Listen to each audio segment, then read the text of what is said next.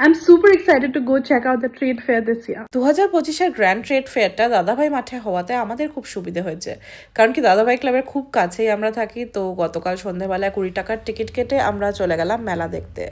প্রথম সেকশনটা ছিল হচ্ছে home decor item, kitchen appliances, furnitures আর ইলেকট্রিক্যাল অ্যাপ্লায়েন্সেস। তো খুব অর্গানাইজভাবে মেলাটা সাজানো হয়েছে।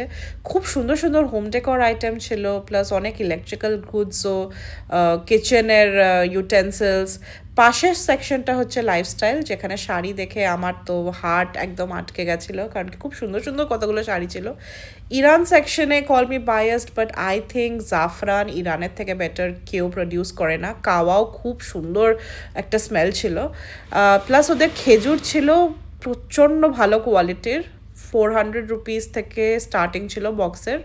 তারপর আফগানিস্তানে ড্রাই ফ্রুটস, নাটস, কিছু বাচ্চাদের খেলার আইটেম, তারপর আরও সুন্দর সুন্দর লাইক সালোয়ার স্যুট, তারপর অরিজিনাল লেদার ব্যাগস।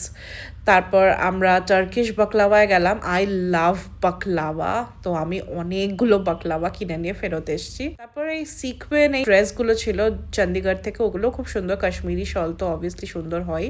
তারপর মার ফেভারিট হচ্ছে পানিয়ারাম, তো কোডাইকানাল স্টলে আমরা একটু পানিয়ারাম ট্রাই করলাম। স্যাফরন অয়েল, ইউক্যালিপটাস অয়েল, এগুলো একটু ট্রাই করে দেখলাম, খুব ভালো ছিল।